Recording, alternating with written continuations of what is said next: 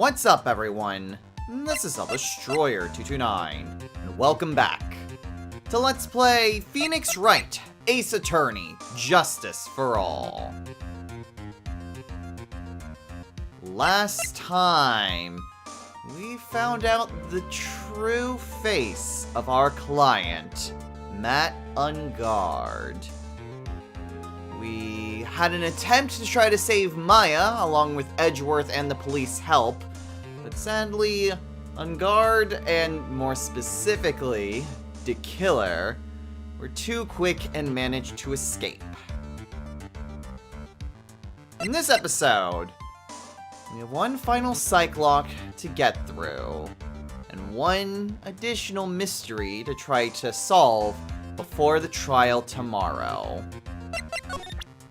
So first, let's go ahead and try to crack this psych lock. Take that!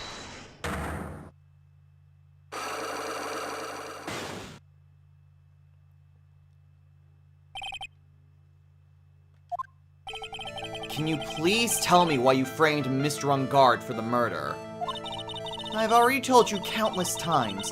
It's because I thought Matt was the killer. No, that's not it. I know you have a personal reason to dislike Mr. Engarde.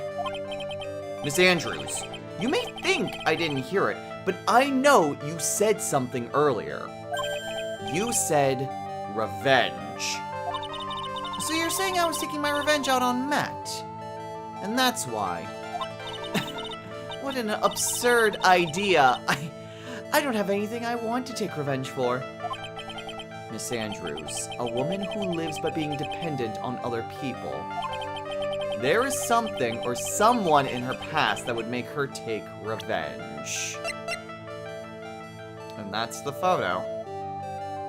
Take that! What? Okay. Well, in that case...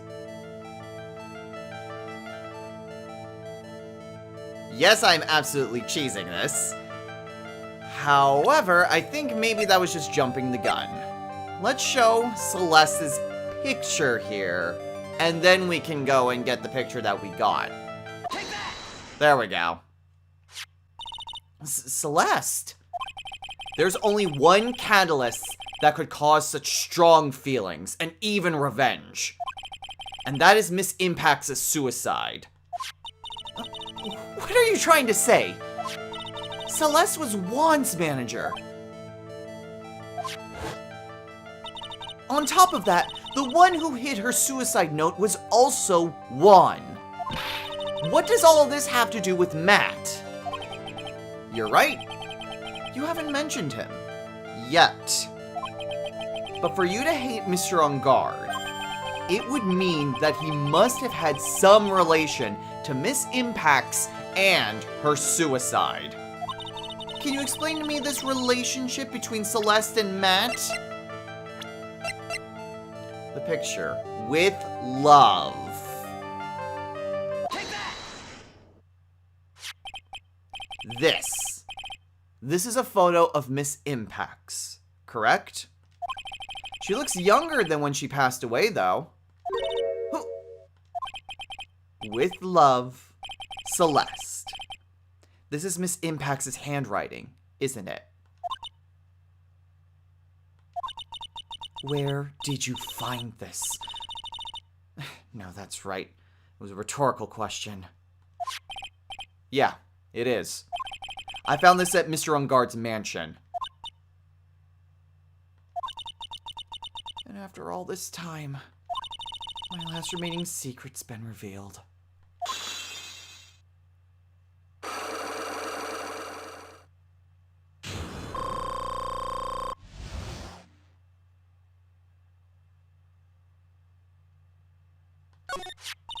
Celeste.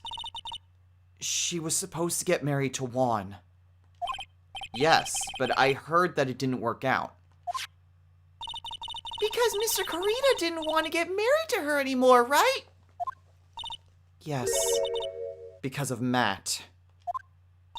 But because of Mr. Engarde? What do you mean? I think I can see where this is going. Celeste. She was Matt's manager a long time ago. She was the happiest woman in the world at the time. I was working part-time back then, and I often saw the two of them together. So that's why, "With love, Celeste," is written on the frame of that picture. They were a couple, weren't they? It wasn't anything as splendid as that. Celeste was being used, toyed with, until she was thrown away. That's so horrible. Matt's entire image is built around how nice and wonderful of a man he is. A scandal would have destroyed that. Which is why Celeste, in her kindness, moved over to Worldwide Studios. And that is where she met Juan. She seemed really happy with him, even happier than when she was with Matt. Celeste and Juan were such a good match that they were even planning to get married. And then, it was suddenly called off. On the night Juan called their marriage off, Celeste, she killed herself. And that's why I framed Matt. It was revenge for Celeste and for myself. I'm sure even you can guess why Juan called the wedding off, right? Matt confessed to Juan about his relationship with Celeste. I see. So that's what happened. But then why did Mr. Corita have to call off the wedding? I don't understand at all. It was probably because of his worthless male pride. Juan and Matt were always fierce rivals. Matt waited for the wedding announcement and then unleashed the truth on Juan. He was aiming for when it would hurt Juan the most. Poor Miss Impax. That wasn't the end of it. That day, I'm almost certain that Celeste left a suicide note behind. And in that note, she left a detailed account of Matt's various misdeeds, and so that she would never again be hurt by Matt, she chose to die. Then when Juan discovered her body, he hid her note. But why would he do that? It's simple. Juan realized that note was a powerful weapon against Matt, and would be especially damaging to his refreshing like a spring breeze image. In any case, with his pride hurt, Juan sought revenge. Revenge. There's that word again. Juan wanted to publicly disclose the contents of that suicide note.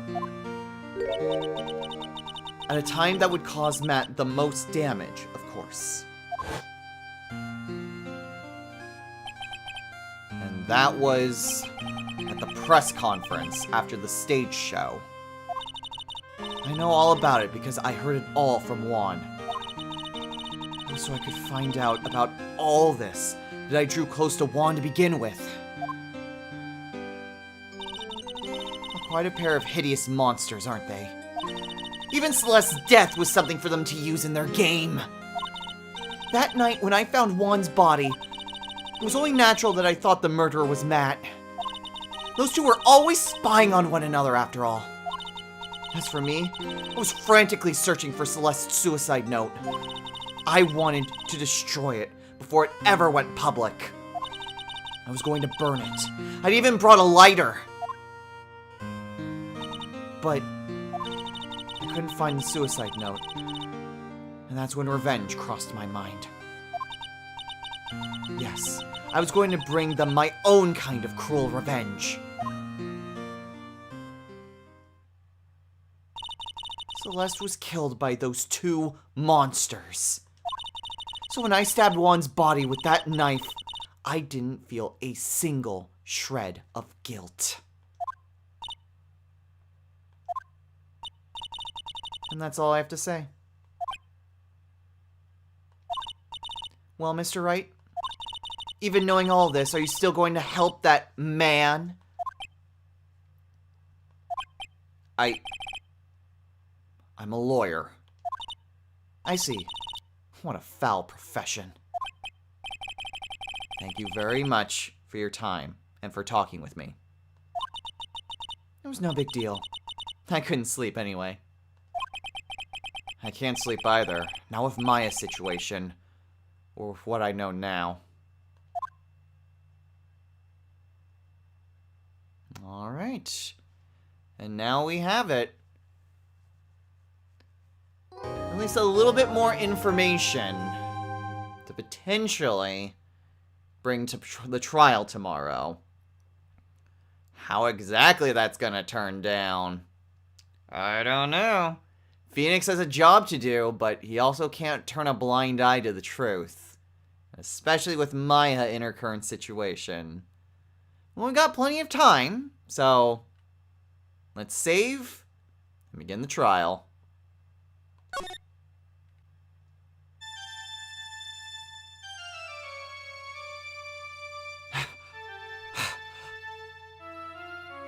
How did I get into this mess?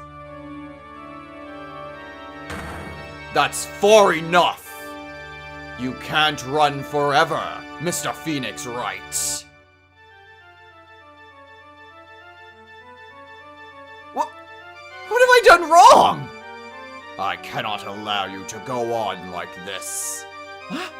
But I'm just a simple defense attorney. Silence!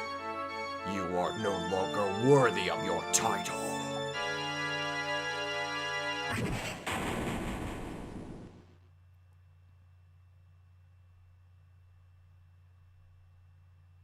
I've had this dream before. Someplace, some time ago. As if this day was written into my destiny. Today, I'll stand in court as a lawyer. To prove a killer innocent.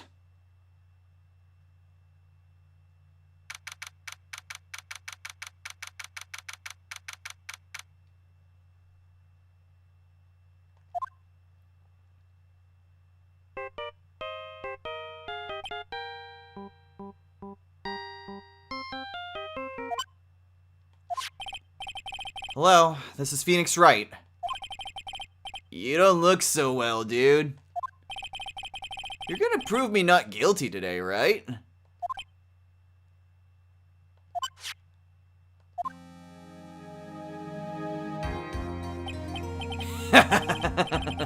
If you please, Mr. Lawyer. Remember, it's not just me. Your precious friend's life is riding on today's verdict, too.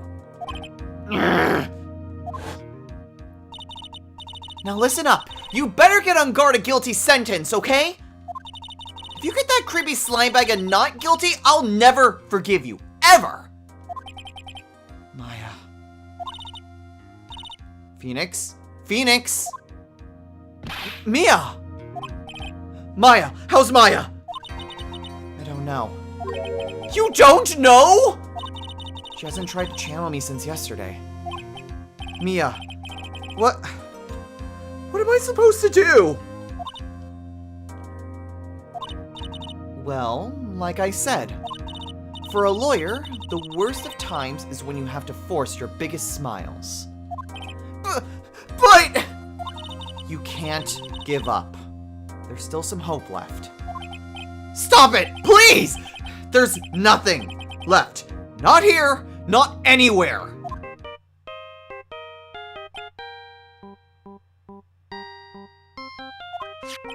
Ugh! Cursed on guard again. Will you leave me alone? Look, don't call me anymore. I mean it. You're really mean, pal. Ah! Gumshoe! I'm really, really sorry. Where are you? They let me join the investigation team and we're chasing after the killer, pal. Then you have some sort of lead? Sorry, but right now we've got 0 leads on the guy. But we're not going to give up. Gumshoe, until the trial is over, until the verdict is handed down, we're going to do everything we can and find a killer. If we can get Maya out, then you can get on guard the guilty verdict he deserves, pal. That's true. I could do that if they found Maya first. You got that? So you have to do whatever you can to make the trial last longer. I have to make the trial last longer? If you go at Mr. Edgeworth with everything you've got, then you two can draw it out. Ah, now I get it. I believe in you, pal. You and Mr. Edgeworth can do it. So, believe in us. We're going to give it all we've got, just like you. Got it. Thanks, Gumshoe. Hey, Phoenix. You understand now, don't you? You have something money will never be able to buy. Friendship. It's the strongest weapon in the world, and you have it in abundance. Yeah. Looks like we're coming to the end. I have to make the trial last as long as I can. Gumshoe will come through. I know it.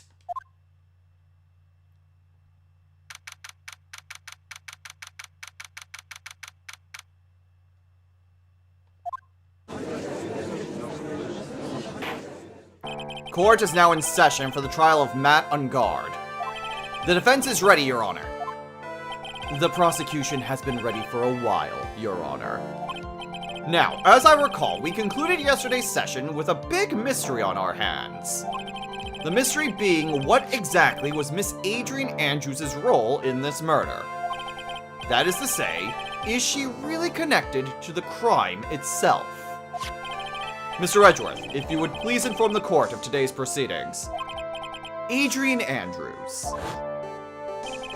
She forged evidence that threw suspicion onto Mr. Engarde, and then proceeded to escape the crime scene by wearing a nickel samurai costume. The guilt of these actions are those from which she cannot escape.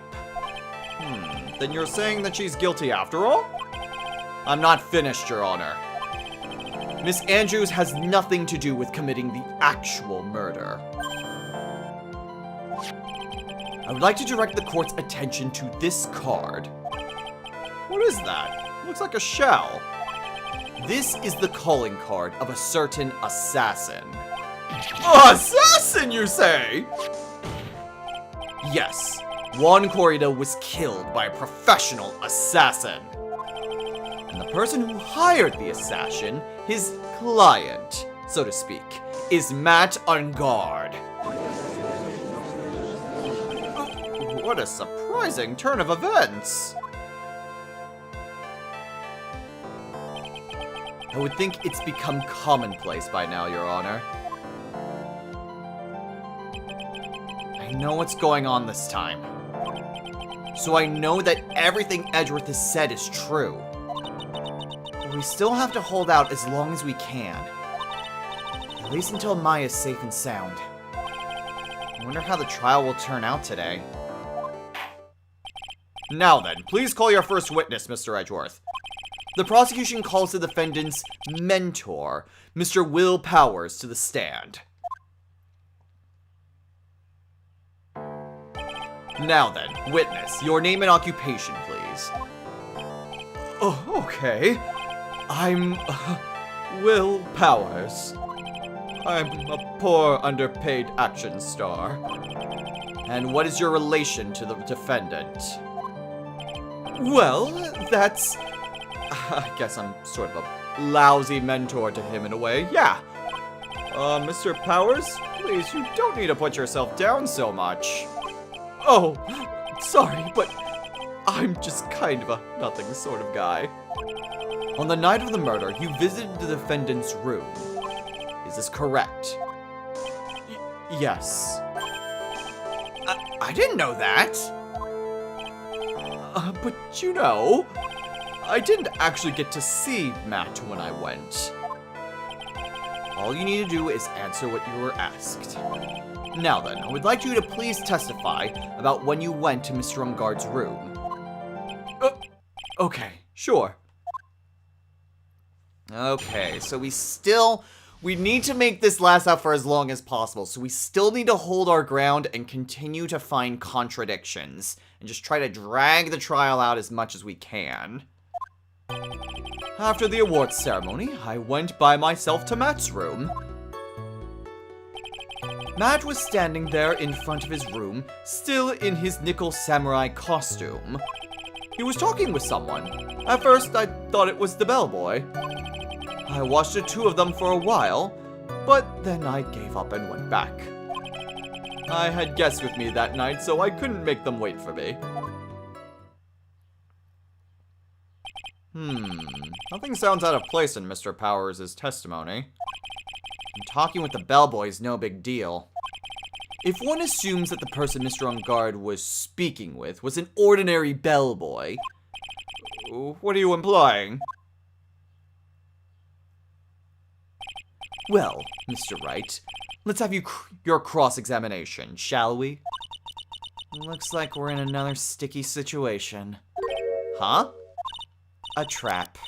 Can't you smell it, Phoenix? But for us to find out more, we're just going to have to charge in head first, right? Yeah, we already know what exactly went down there. But all we can do is press and see what we can find. The defendant's room? Why did you go there?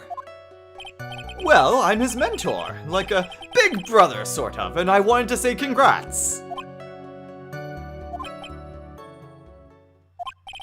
What's wrong? Why did you stop?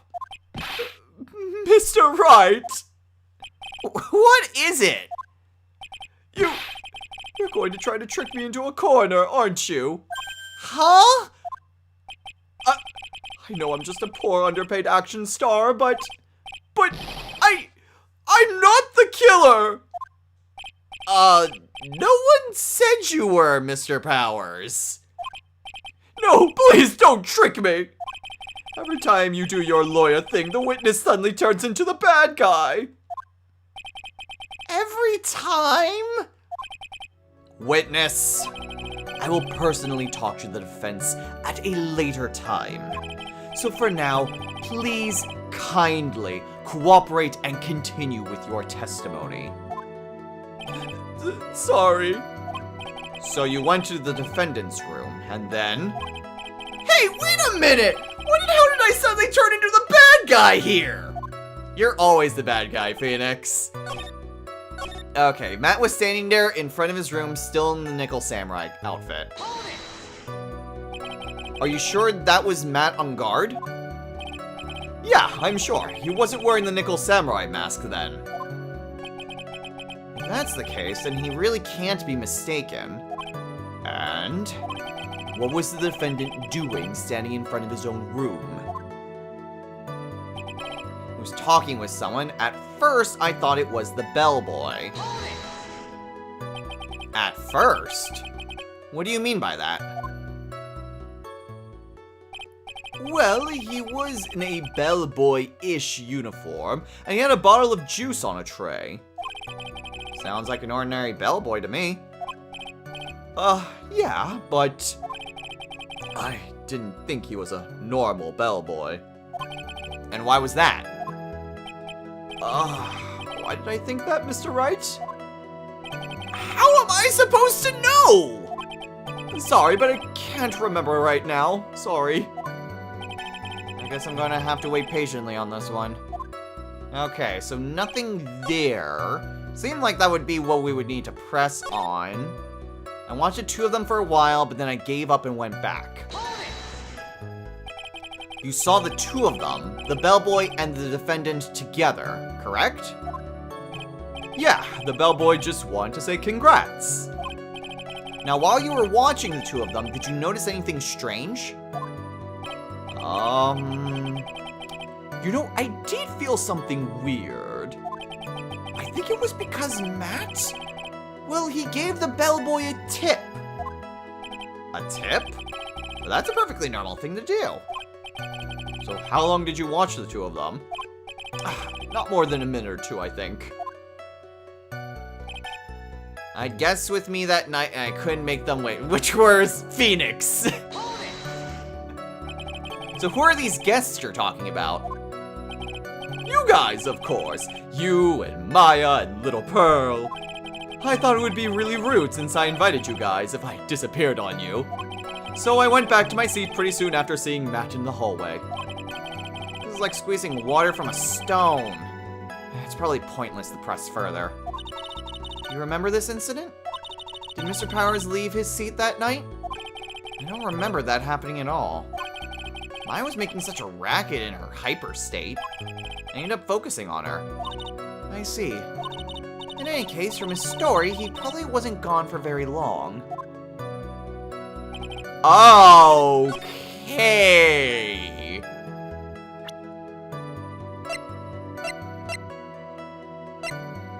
So that was something that Maya gave us. He did give us the press conference ticket. But that's really the only thing we really had.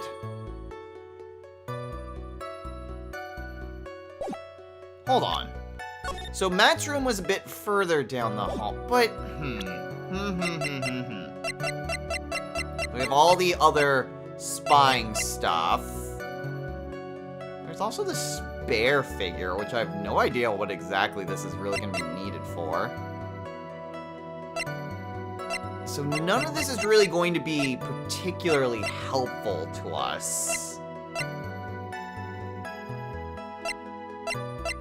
The only thing I can think of is the press conference ticket.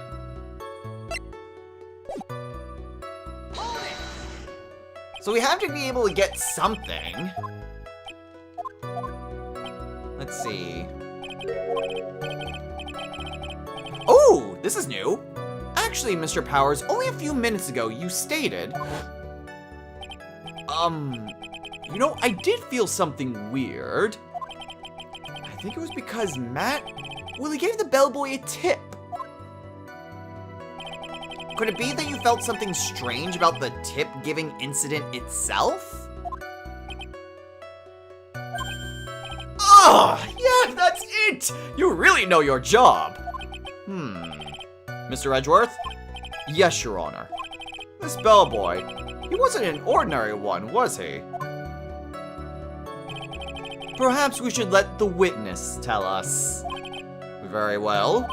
Mr. Powers, please amend your testimony. You mean about the bellboy, right? Alright, here we are. Matt gave the bellboy a tip. That was it? That's it? That really is just it. Wow, they're really not giving us a whole lot to work with. So we gave the bellboy a tip. What's so strange about that? Well, you see, Matt's not a poor penny pincher like me. I was trying to figure out how much it was because the tip really shocked me. How much it was? But that's when something even more surprising happened. The bellboy was putting the tip he got in his pocket. And that's when I got my first good look at the guy's face. I was really shocked. I'm afraid I don't follow at all. Sounds like Mr. Powers was surprised twice by this event. I wonder which of his shocking moments I should ask about. I'm pretty sure I could get both of them. The bellboy's face seems like it would be the zipper, and that's kind of the big thing where that would tell us that that's the killer. But is the tip essentially his payment for the assassination? The defendant is a huge star. He can afford to give generous tips, wouldn't you agree? Sure. But giving him that much was maybe a little too much, I think. A little too much? Would you please clarify for the court about how much would you say the defendant gave to the bellboy? Honestly, I don't know. I can't even begin to guess. And why is that? Because he gave the bellboy a really, really fat roll of cash. A roll of cash?! Well, How interesting. That certainly was a very generous tip, wasn't it? A very fat roll of cash. That could hardly be called a tip, Your Honor. The judge is beginning to look awfully suspicious of us.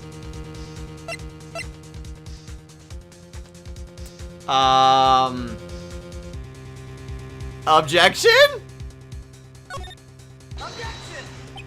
The defendant is a superstar. That kind of tip is typical fare for people like him. Are you saying that all superstars are super spenders? If I could receive large rolls of cash by simply bringing people things on trays, then why on earth would I stand around here prosecuting? He's got a point. I don't even get paid, let alone rolls of cash for all my hard work. So supposing that roll of cash was not a tip, then what was it? Payment, Your Honor. Payment? Isn't it obvious? For the murder of Mr. Juan Corrida. Then the bellboy the witness saw, yes, he was the assassin. Hold your horses now! Mr. Edgeworth, you don't have any proof of this, do you? Have I ever been unprepared to support my claims, Your Honor? I have here the card of Shelly DeKiller left at the scene of the crime. Shelly DeKiller? He is the person the police's special investigations team has been chasing for ages. I am certain that the person the witness saw was this very assassin, Shelly DeKiller. Really? What's wrong, Mr. Powers? No, nothing. Something just clicked in my head, and I think I just figured something out. Oh? Actually, I saw that bellboy again later on that night. What? Mr. Powers, please testify! Tell us what you saw! Yes, sir. Right away. Alright, we're starting to run a little bit low on time. I might just continue onward for a bit and might just split this into 2 episodes anyway, so we'll keep going and we'll see when we stop.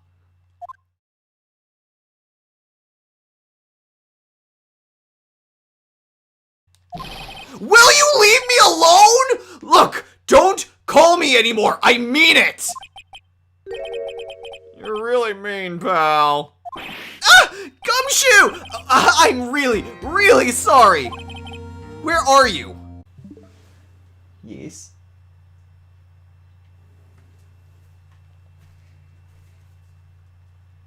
Yes. If you ever talked to me like that, I would have actually divorced you. Hang up! Don't fucking call me again! I would fucking divorce your ass right then and there. I'd force your ass to go get fucking papers. I will meet your ass with in the courthouse. Do you have any idea what context that was in? Or were you just hearing me screaming? I was hearing you screaming like you're wanting to divorce. No! I was reading what Phoenix said! You would... Why would you think I was talking about you? You knew I was recording in here. I know, but I'm just saying. If you ever talk to me like that, I swear to Christ. There'll be alimony on your side. Oh, God. I think I might just keep this in as the ending part. That's fine. See, ladies, if your man talks to you like that, divorce. It's not worth it. You do know that, like, if you just went to divorce without finding what the context was, that's, like, the stereotypical... No. That is called a stereotypical subreddit. I was gonna say... it's the, was I the asshole? Was I the bitch in the relationship? I was gonna say sitcom. No, wait, please, I can explain! And then never spend the entire time trying to actually explain what was happening. That's how you end a season. Jesus.